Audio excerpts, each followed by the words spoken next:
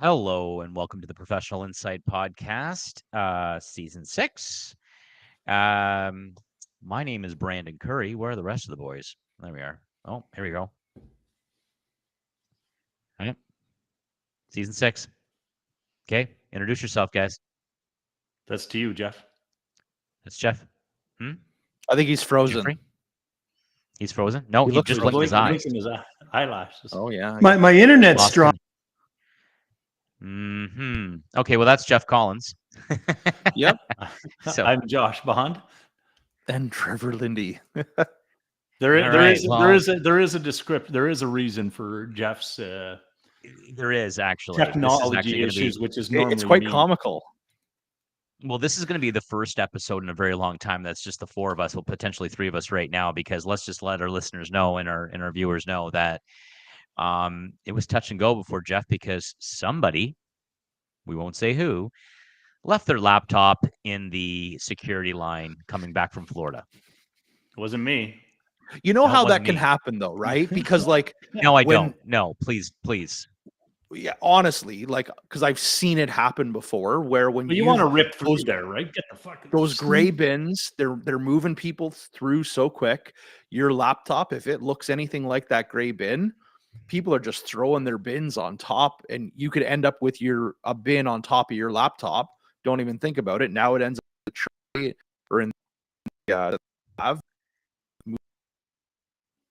I can see how it happens. All I'm do. How do you not know human error. that your laptop's not in your bag when you're packing your shit back up? well, that's it. That's that. I think Right. you just hit the nail right on the head there. Look at my bulb. Yeah. I got a bulb this morning.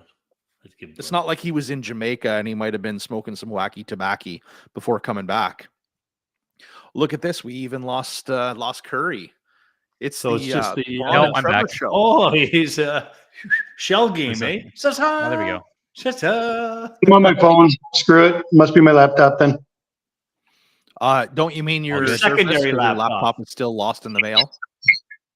No, you know what? It shipped from UPS in Florida to UPS in Welland. It was supposed to be there yesterday. I went there today. They're like, yeah, we don't have anything. I check it. It was held at the border until I paid $32. And the only way I even knew that is because I checked on tracking. No indication or nothing. Dinged customs for something you already own. Yep. A broker fee or whatever I have no idea. $32. I was like, I don't give a shit. I need that laptop bad. I was like, whatever. I paid it. It's supposed to come today now. That I'm is not concerned such- about your laptop. I'm concerned about your nuts. How are they doing? Jesus. I don't know if that's appropriate to talk about. My wife Probably. listens to this, so they're fine. Your heart. How about your heart? He's been- I'm excited to have my wife and son back today safe. Let's just put it that way. I can only imagine, buddy. I can only imagine. I'll be picking them up, leaving the airport at 7:30 tonight. I was gonna say, when did they boarded? Like technically yesterday. It's 13-hour flight from Taipei to Toronto. Okay. For listeners, They Jeff's boarded been this out morning. without half of his family for about 3 weeks. So Well, I went to Florida and took a break, so yeah. it was good. It was unique though. No. It's Well, we got some interesting topics for today. Yep.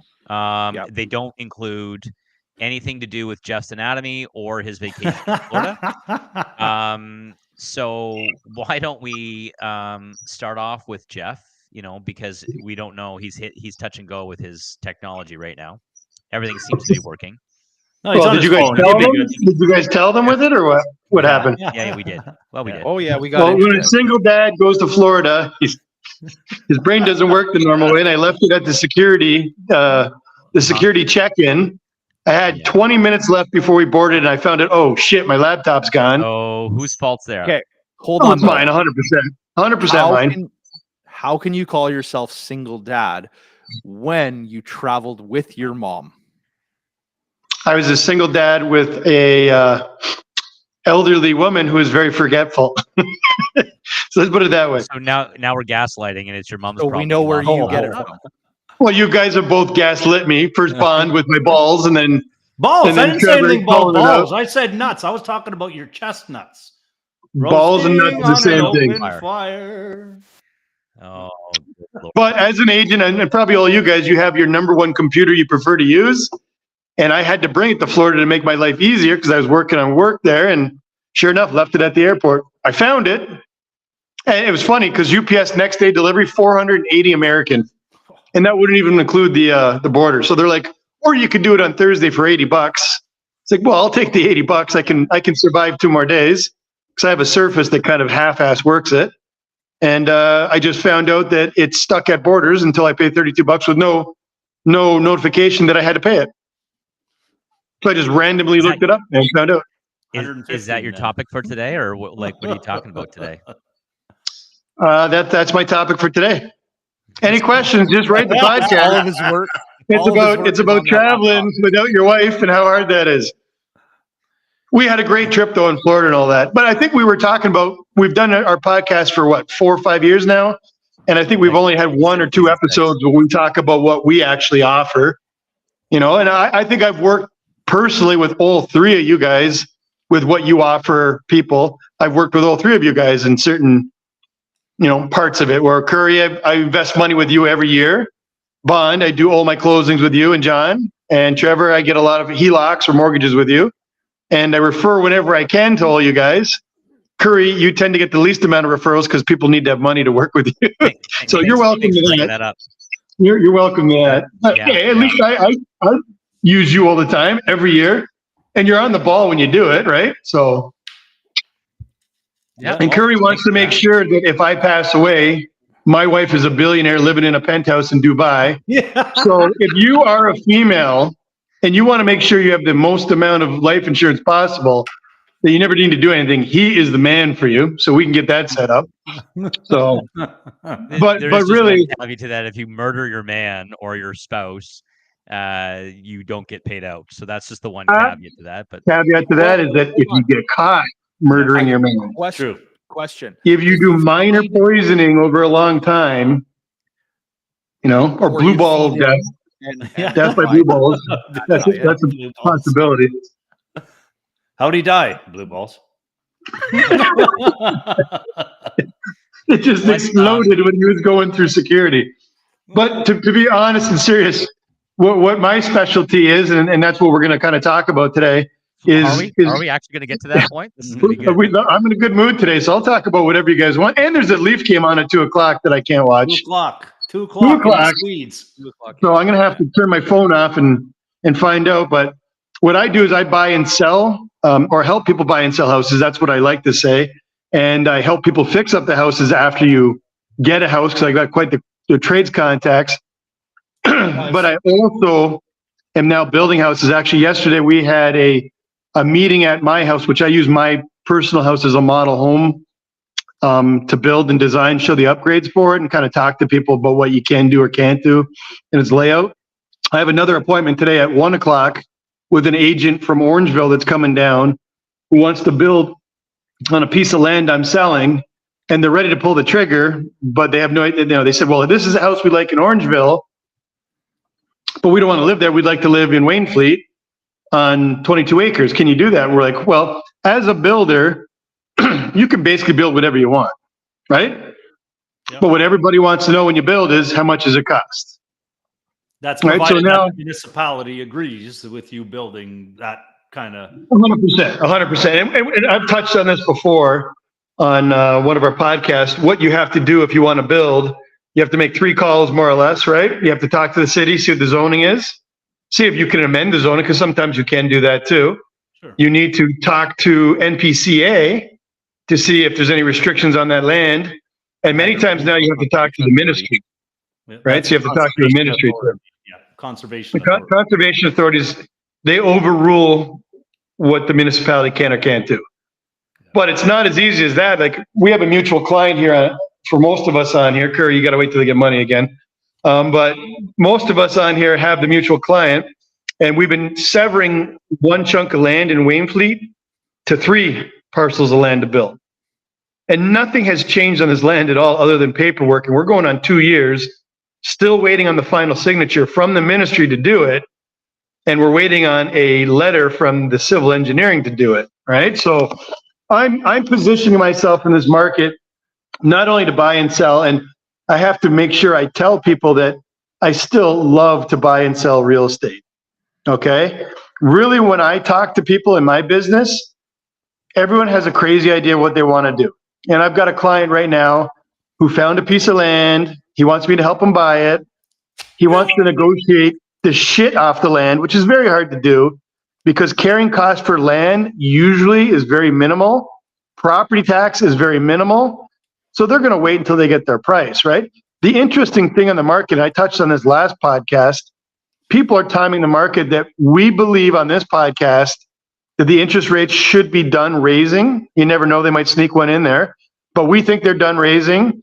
And now it's kind of a when do we drop, both with the feds and with Bank of Canada here, right? And it's funny because it's all over our phones now. You've got mixed messaging and all that. It's when do we drop? But the consensus on our podcast is, and with our experts that we bring on, we're probably thinking maybe as early as spring, maybe more likely summer, but in that range that they're going to drop. So the interesting thing here on land, and the people who are affected by these interest rates typically aren't the people on the top end of the market. They might not have any mortgages. What's that? Mel's No, they love the high interest rates for sure, but they're also sitting on the sidelines, ready to pounce. A lot of them are ready to pounce. But for building, it's a little bit different because if you find a piece of land, the funny thing is when I talk to people, they'll find a piece of land and like, well, can we get in our house in 8 months if we bought the land today? I'm like, not even close. Okay. Depends if you have stock plans and then you can pull a permit in 30 days. If you're lucky, you might be able to get in 8 months, and that's just not going to happen. So if you're trying to make custom plans, and if you're buying a piece of land that's $400,000 to $600,000, say you're in that 2 acre to 25 acre kind of parcel of land, right? You're not buying building a little bungalow and sitting there. You're probably building in a custom estate-sized house. You're looking for that big capital gain that you can earn over the next 10, 15 years, right? I'd say that's a common thing. A lot of the buyers I have that approach me, honestly, are between the ages of 45 and 55. They've had a couple of houses in their life.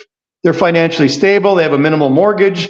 They want that next house that can get them to retirement. And what they're looking at is to buy that house to make that big capital gain that they're not paying tax on, and then they'll downsize 60 to 70 years old. That's a typical thing that we deal with, right?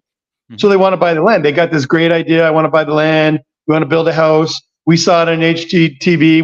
We know we can design it and all that stuff. And the thing I'll caution you, you don't want to design your house with an architect without a builder helping you out. Because when you go to an architect, you can tell them whatever you want to build and they will design it for you. They will give you the engineering for it. But that doesn't take into consideration the cost of building that. Okay? Now, I've been a builder for 7 years. I work with one of I think, the most meticulous builders around, Framer, very, very, very, very good. And he'll look at designs that we have, because we're building a couple custom houses right now, nice houses, but the decisions that were made at the architect stage cost quite a bit of money, which could have been avoided if it was consulted with the builder. Okay? So those decisions can be made up on thing, but then you have to re-engineer certain parts of it too, right? So honestly, I would tell people if they want to design a custom house, and I'm not talking a 1,200 square foot, 2-bedroom bungalow, if you're looking at that triple car, quadruple car garage, a bungalow kind of like mine, where you're about 3,700 square feet above. Sometimes people want to put elevators in and go 2-story. You get all kinds of inquiries on this. You're probably looking 6 to 12 months to design your house, to get ready to get the stuff to apply for permit. And what I mean by that is, if you come to us and say, we have our house plans, you have to make sure you have the land in place first, because different land will dictate how you can build. Now, it's different when you're on 2 acres of land, right? Because if you're on land with high rock height, you can add fill to the property to build it up to a bungalow, right? You don't have to whole ram to go down. You can add, but it could be as much as 300 truckloads of topsoil. And you're typically about $500 to $1,000 for a load of fill, right? So that's something to be considered on. And these are all things you have to talk to people about when you're building. So tonight, for example, at 1 o'clock, I have an agent coming down here with their 2 buyers. They've got a house they want to design and put on there. They're ready to put pen to paper. I show them my house, which it's designed to be a model home. So I show you a 750 square foot office above my triple car garage. And it's got, for example, shut up, Curry. It's got different kinds of finishes on plumbing and on now you got me throwing Curry. Take Curry off the scron. I don't want to see his face on the screen. Read a room without telling me I don't know how to read a room. Take him off the screen. I don't want him on there. But upstairs, that's better. Let's do the rest of the podcast like that. And then when Curry's talking, we'll only have him on. That'll increase the ratings. But downstairs, we have all black plumbing fixtures. And then we have no. Put Trevor on right now. He's laughing the hardest.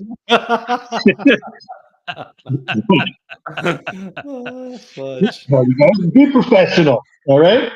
So we've got black piping handles and hardware. Everyone downstairs. We can show the difference between like a chrome kind of finish or a steel finish or black hardware finish, right? And then we'll look at the different options you can have on blinds and window fixtures and stuff like that. The different kind of showers you can have, finished basement where you put speakers in the ceiling, stuff like that. So that's a lot of what I'm doing with my business now is kind of consulting on building and potentially building for them and coming up with ideas for people.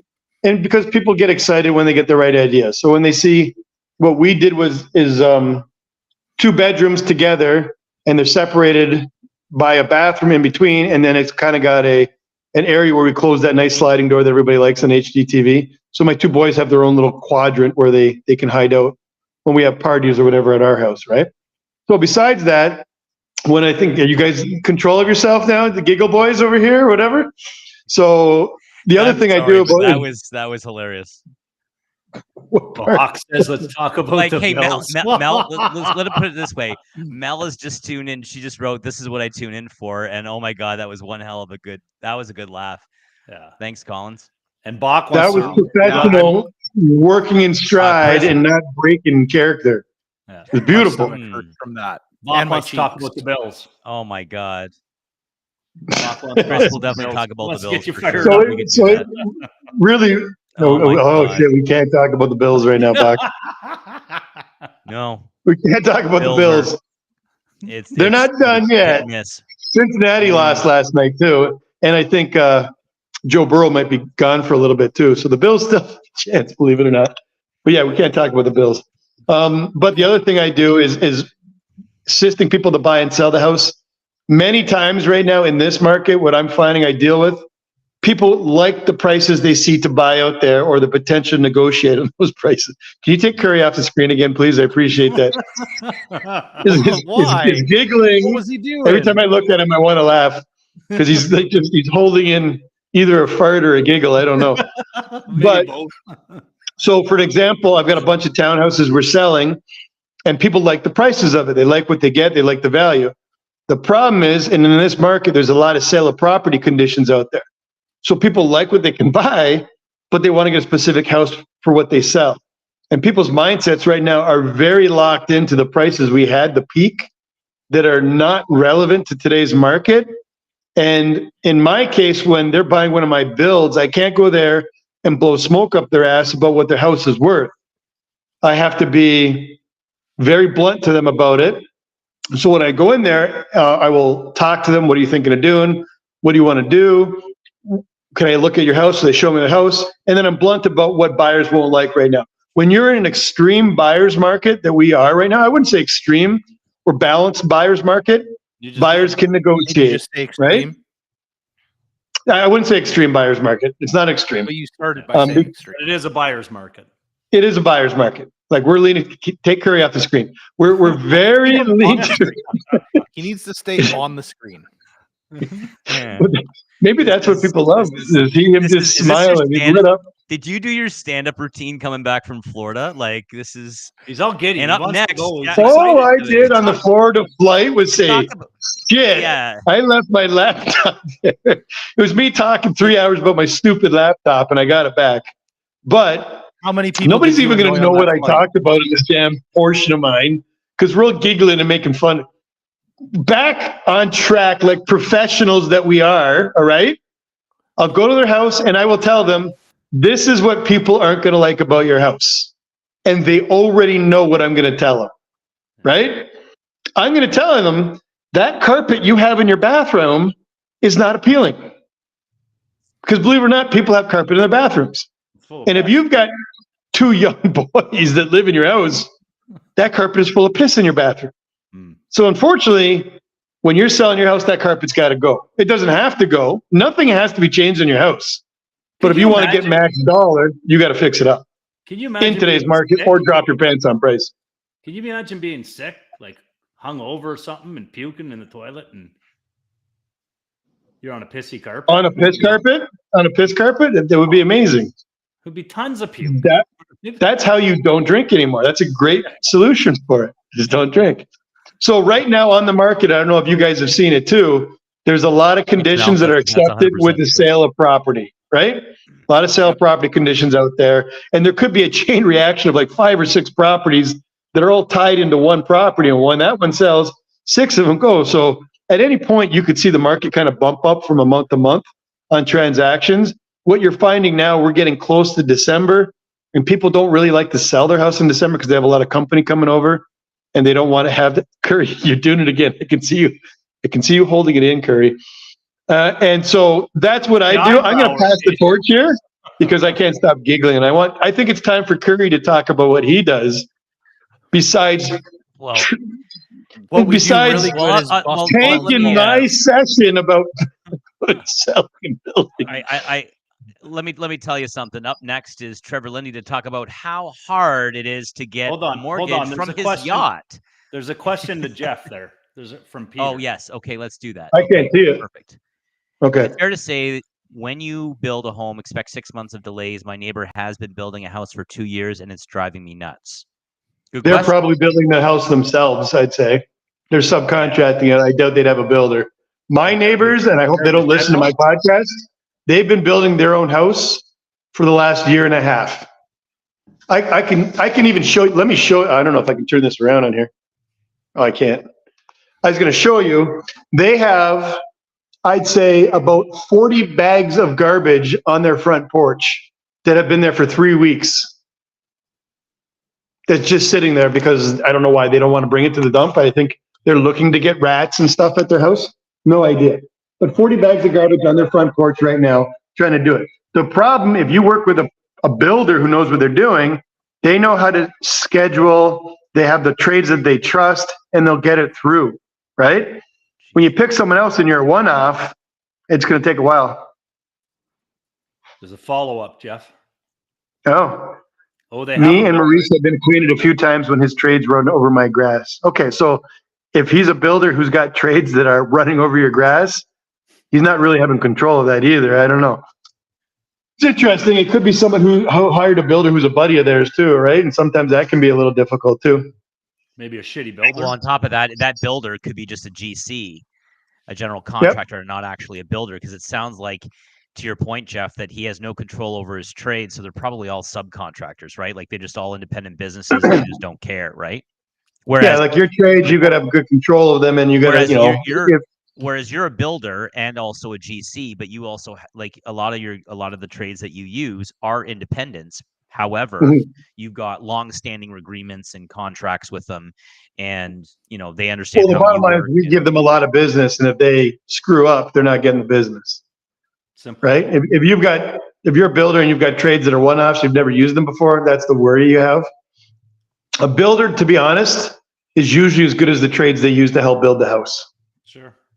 Okay, so if you've got great trades that you endorse to work on your houses, that's something that's constantly changing, because to be honest, trades can have off months and all that where there's personal things that are affecting their business. You shouldn't really bring that in the business world, but it does happen. Let's not kid ourselves. There's families, there's There's parents that could be on, not good health and all that. And it does affect them. I work with a couple of trades right now where that's happening. Unfortunately, they bring that into the work. They shouldn't, but people are still humans.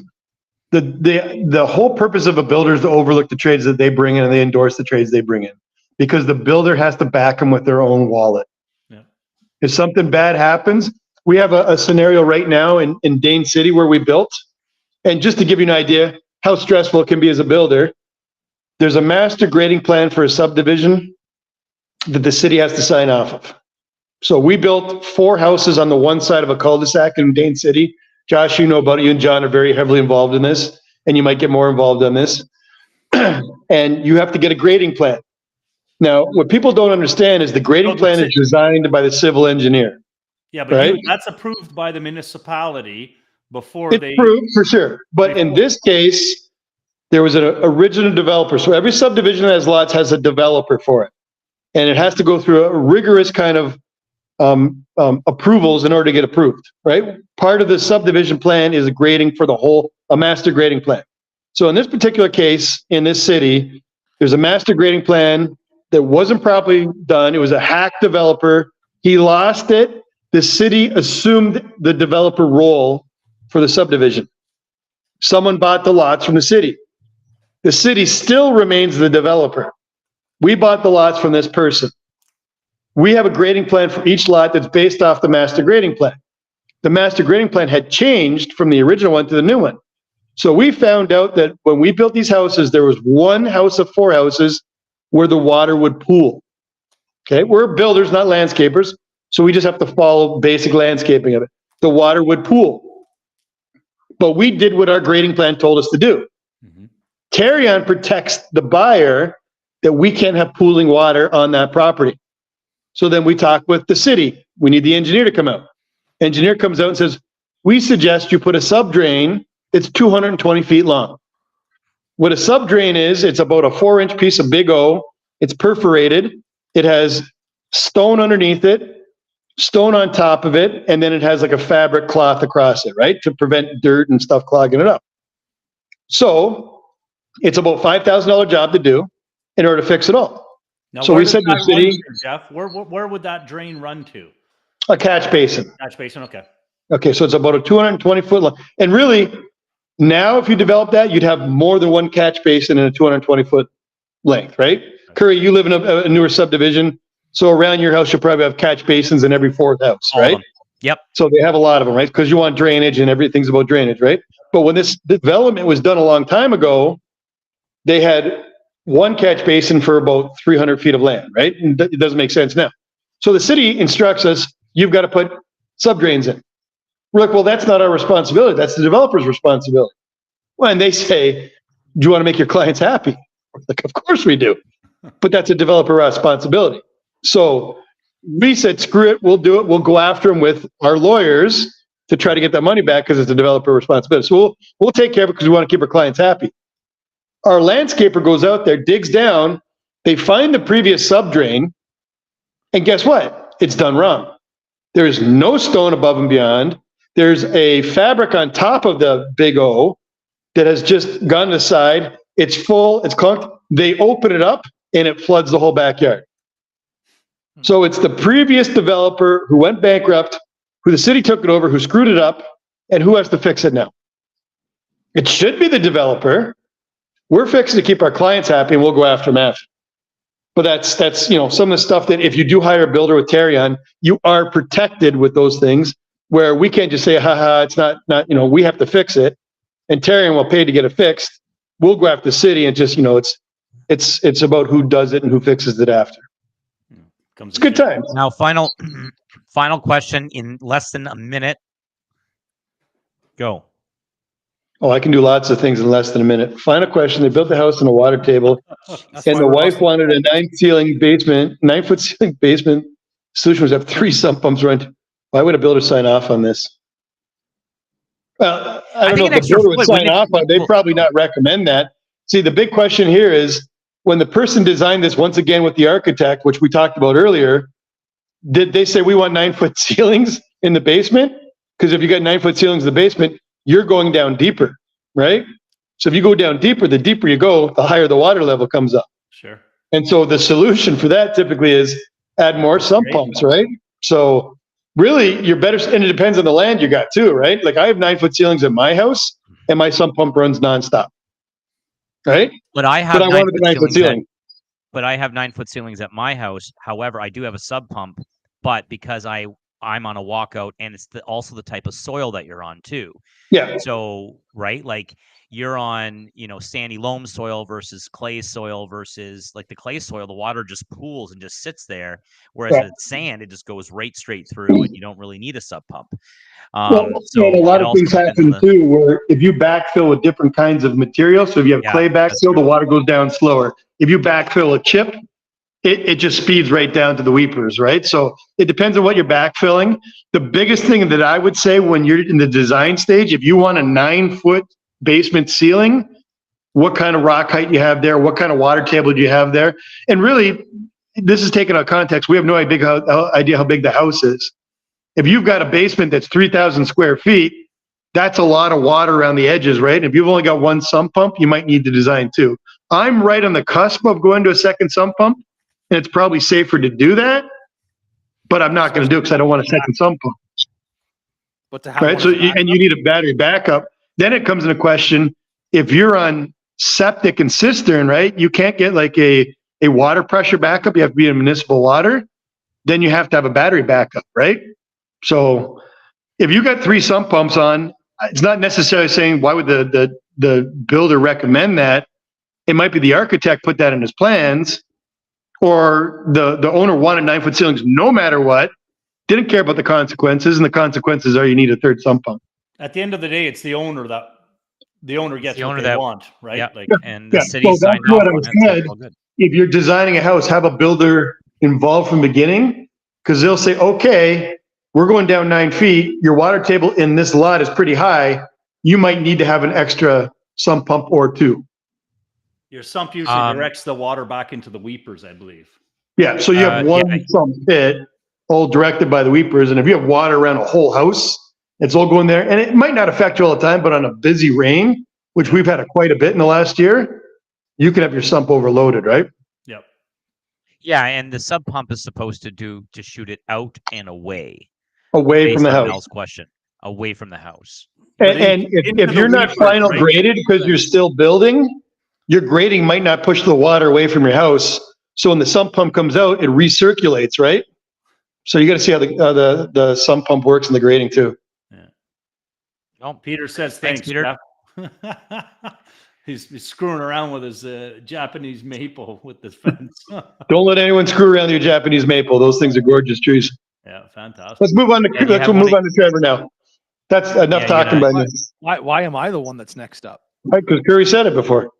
He's the Oh, host. You had a couple good questions there, Trev. So go ahead. He's the giggle host. So What questions did I have? no, Curry was He had saying a about client getting that was- mortgages right now. Yeah, you had a question about reverse mortgages you wanted to bring up on the show, so go ahead. Obviously, not use any names and stuff like Yeah, that. yeah. So yeah, kind of how we started is 3 of us were at our business group last night talking to one of the other members, and basically the situation is the parents are on ODSP, and the goal is the parents want to Disability. be able to help. What's that? Yeah, Ontario Yeah, Disability totally. Support Program. Yeah, so the parents want to be able to help their daughter purchase a property, so basically gifting her the down payment and trying to come up with Which is ultra solution. common right now, right? Ultra common right now. Very, very common, right? Coming up with a solution that can, not affect the parents' ODSP, right? That's still being able to help, and then also because the affordability piece, right? Typically, when somebody's on Ontario Disability, they don't make enough to really be able to afford any of their obligations. So now all of a sudden, do you have to look at putting the daughter on? But then that's going to affect their affordability to be able to buy their own piece. Obviously, prior conversations had taken place with Brandon and Josh. I was not privy to those conversations other than being told that these conversations had happened. And I brought up, I said, well, listen, like, what's the age of the parents? We got the age of the parents. basically ran a quick calculation based on the type of property, the location of the property. And I asked the question, I'm like, well, what's the value? We really couldn't come up with a value. So I said, well, this is what your ex just bought a house for. So let's use that as the value. Threw that number into it and was able to come up with a pretty fair down payment amount that could actually help them buy a property. So that being the big question is, is there going to be any impact by an equity takeout? Right. I look at it as being no On the different than parent mom side, and dad selling right? that on the parent side. Yeah. Yeah. Because it's the end of the day is we don't want to screw up the parents' ability to pay their obligations. Right. So doing an equity takeout, I look at as being no different than selling the house, but this Or way- impact their ODSP. and that's it. Right. So the official answer, and this is right from the Ontario Disability Act, Section 28. So we need to kind of go through this in little pieces. First is loans for purchase of allowable items. So you can have loans, and it's not treated as an asset. And so the first, Which makes sense, right? Because it's asset versus the liability. So, well, no, there's an asterisk under Section 28, paragraph 1 of the Act, which clearly states that first of all, before doing a reverse mortgage, you need to have the director's approval from ODSP in order to put this through. So that's number one. If anyone's asking, you need to get this approved by ODSP first. 2, it has to fit under certain exempt situations. There is a laundry list of exempt situations that anyone can Google, right? And go Section 28 of the Ontario Disability Act. And basically what Section 28 is basically, it's called the determination of assets. And I'm looking at it right now, and that has a total of 49 assets that would be considered exempt. Now, lending money to a child for the purchase of a home is not on there. But, oh Jesus, look at everybody. So we're just having you need to be very careful before doing an equity take back, and the recipient of the equity take back is on ODSP because it may be considered income. so the gift, So the gift aspect isn't listed there as one of the exemptions. Not they right, would not have to in clear disclose that. language. They'd have to disclose that. Yeah, if one of the 48, 49 you mean the determination of assets parents would have to the parents would have to disclose that they're giving the money to the daughter as a gift? Given the reason to ODSP as to why they want to do this reverse mortgage. Correct. Now, there's a lot of reasons on here why that could probably fill in, but without knowing more about this, I know who you're talking about, but actually not getting into any more detail. We need to dig a lot more and ask a lot more information in order for that to happen. But it says right on Ontario's Ontario's website. So basically, it says, I'll read it verbatim for everybody. Loans for the purchase of household items or items necessary for the well-being of any member of the benefit unit are exempt as income. This could include items such as furniture, kitchen items, appliances, food, and clothing.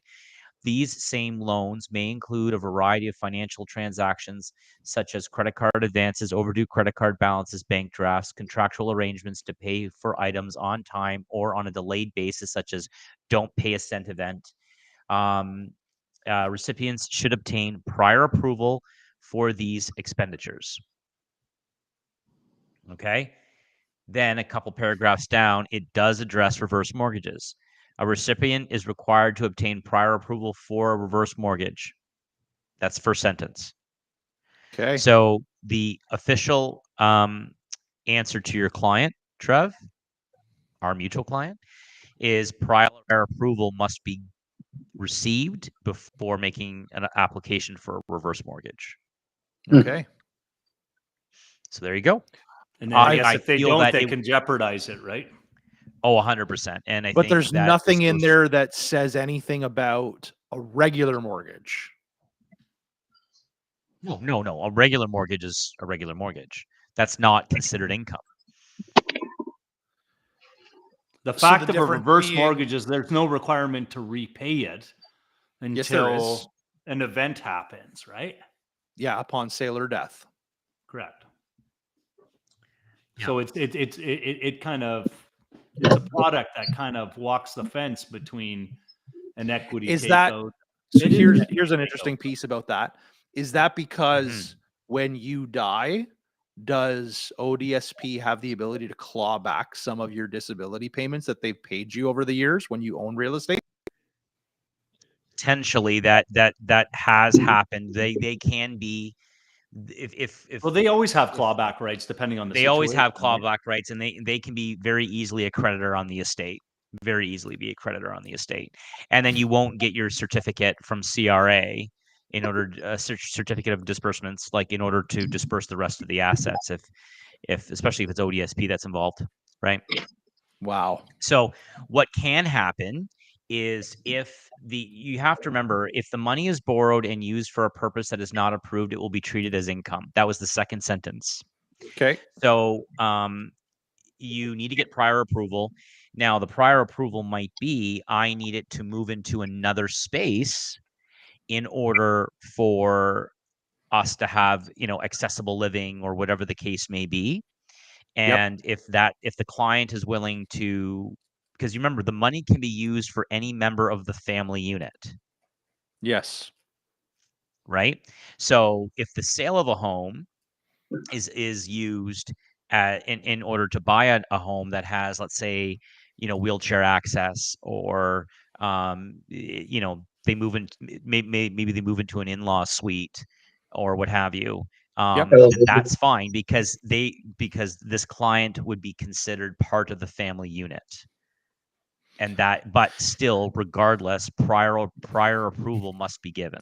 And I would Yeah, imagine but I would imagine that they would want a gift, some form of a gift letter for funding, right? Yeah, a gift letter is No, they- easy enough to obtain, but Yeah, no, but the, I the mean, reason being is because the non-borrower, the person Giftor. receiving the gift, can't go on title of the parent's house because they are not 54 or older, right? The minimum age of every person on title is 54 or older in order to be able to qualify for that reverse mortgage, Right.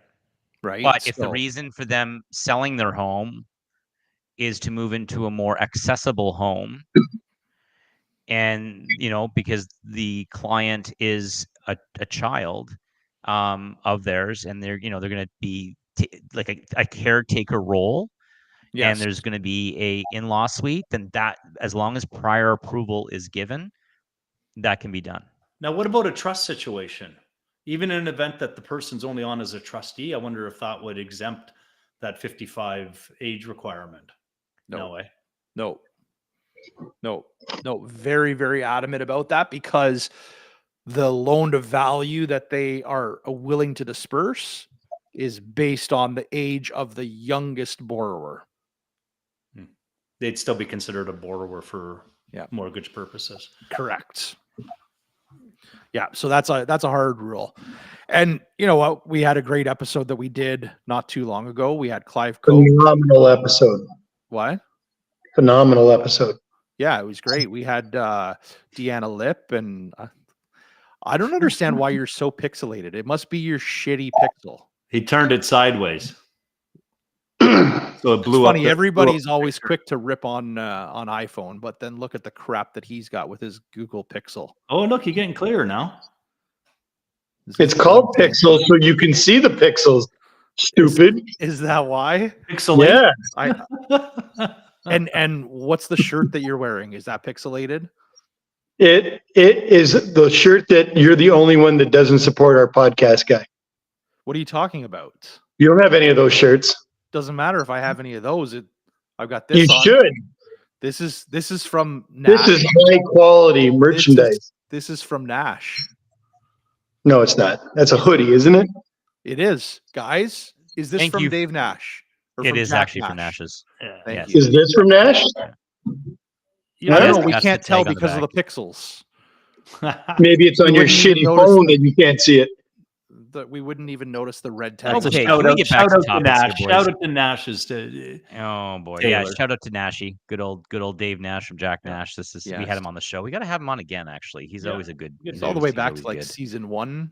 Season We got to 2. do it yeah, on. season one, We got to season do it on location at a store and try out some clothes, Hmm. and then we'll all buy a shirt and then look at Trevor, make him feel bad. You got to buy one too. Huh? Okay, Trev, did you have any other questions? I Or don't you have do any that. questions. No. But he's supposed to talk about what he does for people. That was the whole idea. Yeah. So mainly residential mortgages, right? That's the bulk of what But I not do. only residential mortgages, right? No, I can do commercial mortgages as well. No, it's only No, Mel. Collins. No, it's only Collins. Yeah, here we'll bring back up to speed. Mel, what had happened was Jeff was away on vacation last week. Jeff He was. went to security. Jeff left one of the wins and realized that so he 30-minute or for 3 hours, I should say, on the flight home. He has paid UPS to get it back. So he's out $100 because he didn't check the bin. It just blended right in. The grays and looked pixelated so for this similar. episode. And pixel, yeah. So he's the only one on his phone. That's why the rest of us look as good as what we do. Normal. And mind you, he doesn't look very good to begin with. Gross overstatement.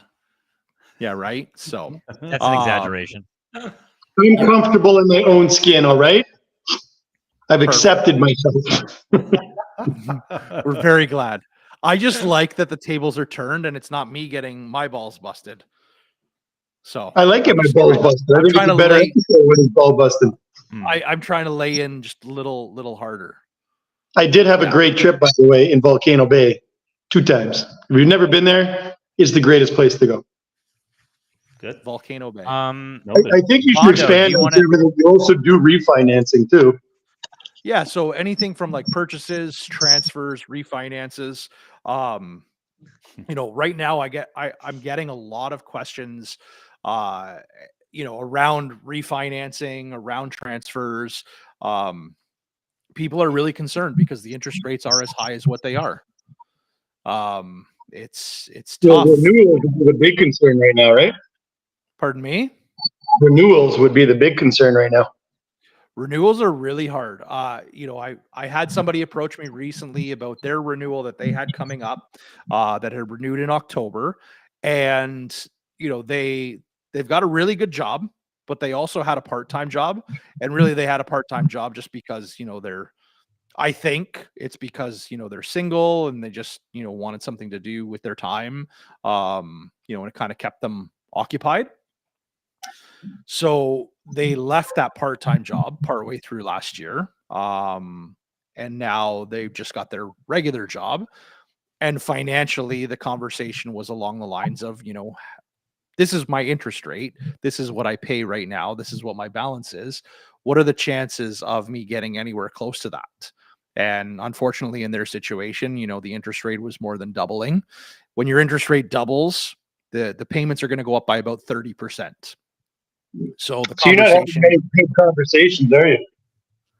no, it's not fun conversations to be having, right? Like I'm the bearer of bad news in most cases. But when you got a client, that's talking about their payment going up by 30%, what are some options that we can talk about? And one of the options that a lot of clients are leaning towards right now is refinancing to extend the amortization. So maybe we're not taking out any more money, right? Mhm. Maybe you're staying at 150,000, 200,000, whatever your mortgage balance is today. Yeah. But if you got, say, 18 years left owing, theoretically, we can stretch all the way back out to. Now, a lot of people Shrink might the be thinking, payment, "Geez, right? why do I want to go back to 30 years? We don't have to. We can pick anywhere between 18 and 30 and find that happy medium, right? So if it means stretching your amortization to say 23 years, to keep your payments in line of what they are right now because the interest rate is so much higher, then maybe that's what you need to do if it meets your budget. Right? Now, the logic and what I say to everybody is, best to go with a shorter term rate than a longer term rate. Really, really popular over the last couple of weeks, going to be honest. Variable rate mortgage conversations are being had again. 1 year? Sorry? 1 year? No, so variable or adjustable rate mortgages are only available primarily as a 5-year. Handful of lenders offer 3-year variable rates as well. Okay. But the logic being, and just like when we had Roberto Kittebach on the podcast, from his investment side, from his CFA designation, he very much believes that if you can get a variable rate within 25 basis points of what you can get for a 3-year fixed, it's financially advantageous, likely that the rates are going to drop over that next period of time. Right? So having that variable rate conversation, if they're open to it, the benefit then being as time goes on and rates start to decrease, then you're going to that financial benefit of your payments are going to drop for you. Which if you're an adjustable rate, your payments will drop. If you're in if you're in a variable rate where you have that static payment, the payment's not going to change, but you're going to have a heck of a lot more money going towards interest than you do towards principal. Right? But it's playing the right strategy that's going to work best for you. And then the other piece about stretching the amortization back out that I'm trying to encourage clients to do is once you get that pay raise at work, like in particular, this individual that I was talking to is a school teacher. We all know that the contract is being negotiated right now. They're asking for a cost of living increase. They haven't gotten one in like keeping up with inflation. They haven't gotten one in over a decade. So if that ends up happening and there's retro pay associated with it, now that individual would be in a position that they can bump those payments back up. Right? Now, Trev. Yeah. Do you think we'll ever see the reintroduction of a 40-year AM? Do I think we're going to have a 40-year AM?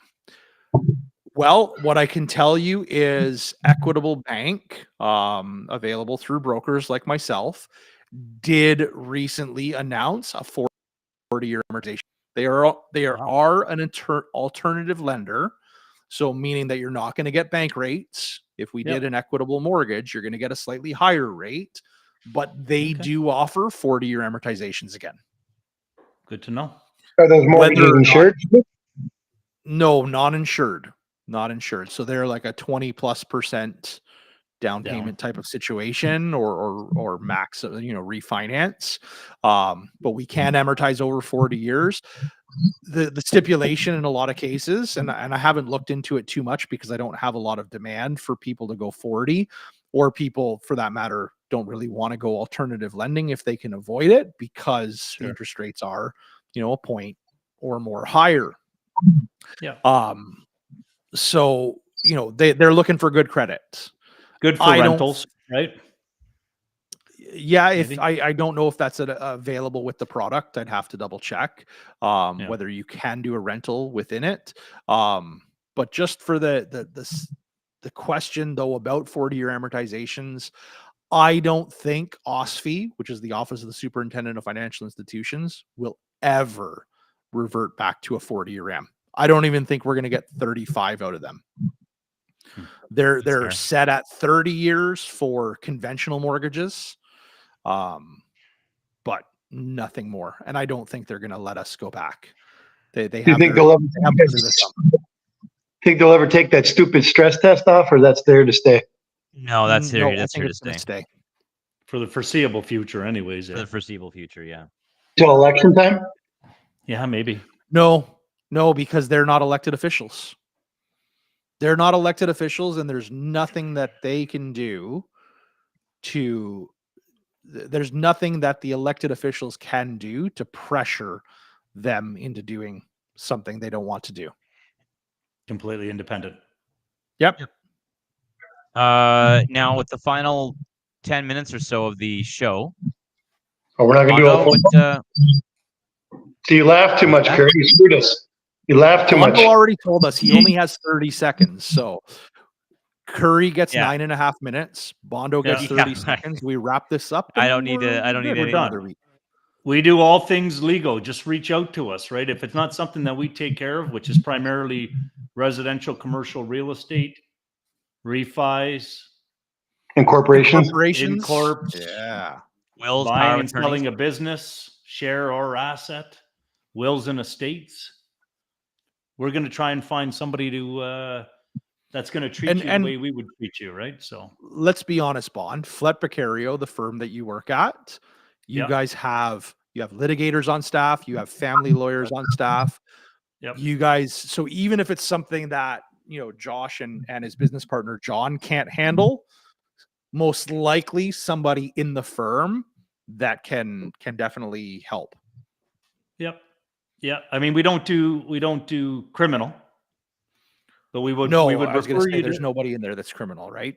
no, but we would refer you to somebody that we trust in the industry, right? Because like everything, like I mean, I've had fantastic experience with Jeff and his sub trades, right? In terms of dealing with my fourplex, and they're just all phenomenal to deal with. All just great. I hear you great like the guys. ninjas best. Ninjas were fantastic. Kerr was fantastic. The Mike the Insulator was fantastic. Like they were all. I got no qualms. So got just yes. So- No, he does wills and Well- estates, and Jeff. Shh. Yes, he does wills and estates, and yes, he's in Southern Ontario. But a lot of stuff can be done. Right. Like the reality is, obviously for real estate purposes, Jeff is here in Niagara. He's going to help outside of, it just doesn't make sense. He's not offering you the best possible service that he can. Myself, Brandon, and Josh, we're all licensed in the province of Ontario. We all have the ability to work throughout the province of Ontario. I know myself. And before you go past that, though, I can work anywhere in Ontario, but I choose not to because if I don't know the market, I don't want to advise on it, right? Well, that's why I said, right? Like What's done in real estate. yeah, that was why I said it, right? That you're not going to do them justice by going outside the province or outside of the region. Well, that's a Yeah, lot of I'm not like gonna commercials, advise right? you on Dealing with the real GTA estate. You're not going to help them. Yeah. Right. So, but like myself Um, being with Neighborhood Dominion Lending Centers, we've got access right across the country. So, there are individuals within the firm that can help. We basically co-broker it in a sense. Now, But if yeah, you wanted to buy honestly, Mel, something in Turks and Caicos, for example, like an island or anything like that, can you get mortgages for that? I would do a mortgage got if I can do a oceans there, mortgage on a right? property here. You'd So you have to can't do do an equity takeout here, and then No, to- yeah, when that's- the minute it leaves the especially when it- jurisdiction of Ontario, the Yeah. minute the minute it leaves the jurisdiction of Ontario, it's best bet to deal with the jurisdiction that the property is in, just from a legal perspective. And it's just the Yeah. same as like I'd advise people if you have a property down south in either South Carolina or Florida, deal with a lawyer in South Carolina or Florida because property rights fall onto the states or the Well, jurisdiction where the property we is won't held. touch it. We And won't touch even for anything that outside of matter, Ontario, unless it's my an extra parents- provincial will, right? So my parents, you guys know, own a house in South Carolina that they're in the process of trying to sell. And the big conversation that my dad and I was here.